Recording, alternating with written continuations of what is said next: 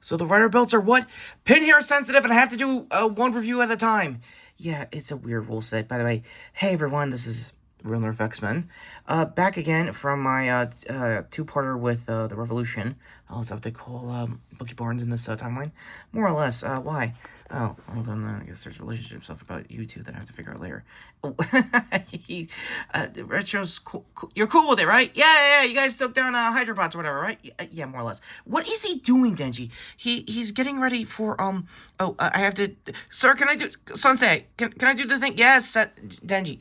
For anyone who was wondering, yes, he saw the Jew Ranger episode of, Goes User, and he is very much aware of the highlights that happened in episodes, this week's episode, as of this recording, I believe it was 7, Denji, okay, and that there might have been a one-shot from a new Ring Hunter, so we're gonna go in deep about that, hopefully next week, so hang tight for our Tokyo audience. With that being said, Sensei, are you done?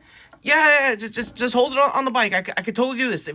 He says if I could do one stunt, one movie, kind of like Mr. Sunday Movies did with their retro review series, I could probably hold the bombs. That's legitimately impossible. Will you try explaining Tom Cruise that? Shit. And the timer's still going off and nothing blowing up. Yep. Okay, doing schematics on it. Yeah, there's no way I'm getting these off, so we're gonna stick to this. So, yeah, hey everybody, what's up? This is Retrokid Reviews. Starting off, well, not month, but more or less, reviews in the lead up to, Dead Reckoning, or more importantly, Final Reckoning, because there was never really part 1 to it.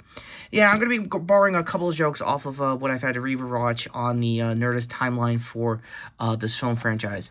So, the cold opening, isn't really, screwing around here.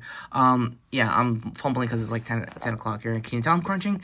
Anyway, long story short, no, I have only one of these movies I have to actually watch. This and part 3, I ironically can do from memory because childhood.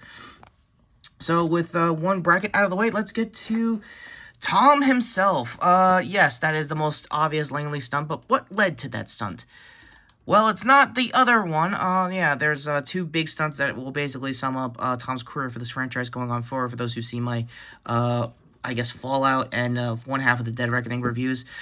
Yeah, he is definitely all in on this franchise. What little I might have remembered when I was doing those movies when they were new is that I didn't know that Tom was not just the executive producer for those during the McCoy era.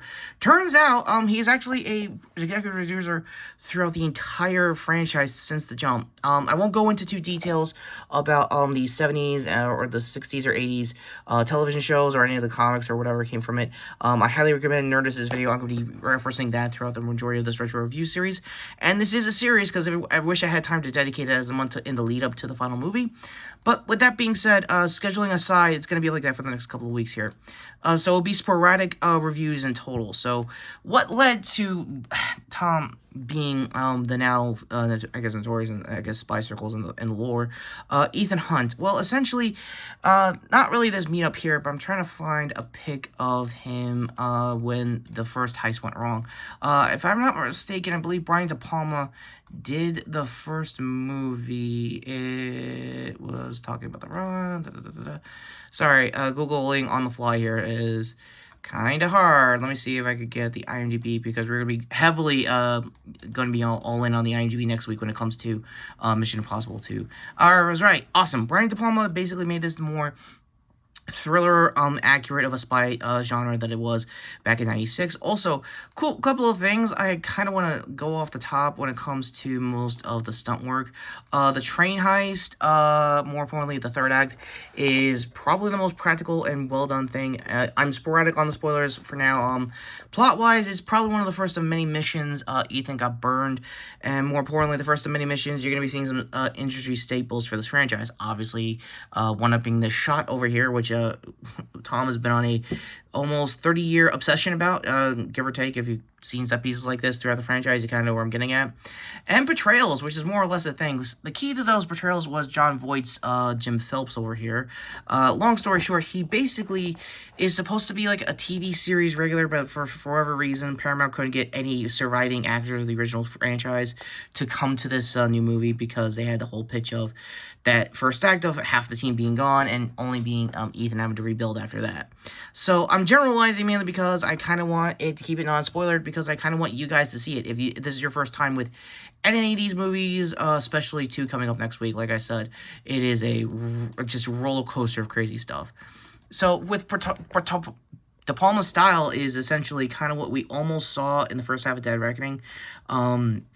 More importantly, that they trying to keep the thriller element, trying to keep the mystery angle to it. A lot of diopter shots, especially in the Langley heist. So, more on that probably as an update next time in case you guys see the movie itself in between my reviews. So, with that being said, this is probably going to be the quickest of the reviews, mainly because there's not really much to say. Everyone and their mother has basically said this.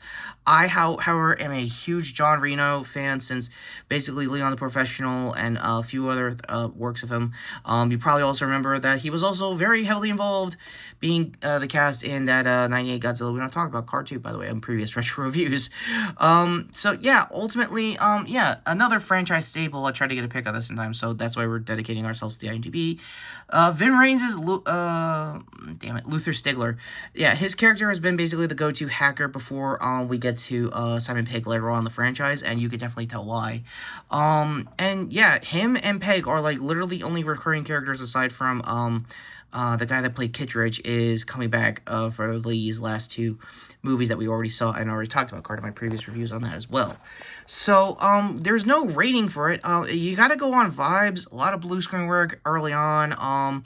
We'll definitely track when Tom wanted to make all these stunts live, and not in this movie. You can definitely tell there were some injuries and stuff like that. If I remember correctly, Kind of Funny did an every Mission Impossible review. It was probably the old office before, if I'm not mistaken, the new spare bedroom. So again, go to those reviews if you guys want any more further details of the injury report. That will be Tom Cruise's time as Ethan Hunt in this franchise. Ultimately, that's kind of it. Again, this is going to be the shortest out of the reviews for a good reason.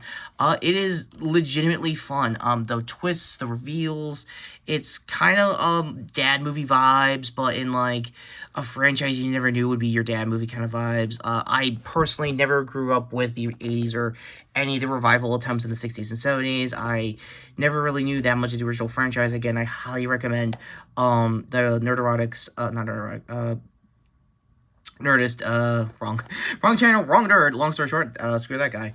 But yeah, Nerdist had a really good fun time. I'll talk about these in the timeline. We'll get more movie by movie as time goes on. No final ratings, but like I said, kayfabe-wise, the goal, like I said with earlier about the Mr. Sunday movie reviews, is that I kind of want to recreate stuff via figures. And yeah, that bike is going to come way more into play when we get to Mission Impossible 2 next week. But for right now, what do you think of this quick and dirty introduction / review into the first Mission Impossible? I'm trying to find that stunt. And yeah, no kidding. With no hyperbole aside, there are great set pieces. There's a good reason why Tom had a critical eye for most of it as a producer. Probably even overboarding it, if you remember the marketing going into Dead Reckoning, now Final Reckoning. So more on that probably later on in future reviews. And with that all being said, yeah, can somebody give me out of these things? Somebody do the end card, seriously. Right, Sensei. Go to me here helping him. You are not chainsawing these cables. How the hell else am I going to get them out? To see Retro's previous video, which was covering, speaking of demon stuff, Devil May Cry. Yeah, and go to me here is like, you really want me to do the bike stuff? If you want. So yeah, I'm totally going to do the bike stuff next time for Mission Impossible 2, and go to me here also for your shorts playlist for Daredevil Born Again and some other content stuff as well. I think that rec for that Witcher movie series. Yes, and I guess go to me here to sub the channel with the notification bell down below, because I'm not going to be your tech guy for the rest of this franchise, right? For this review series, definitely. Oh, come on, Retro, really?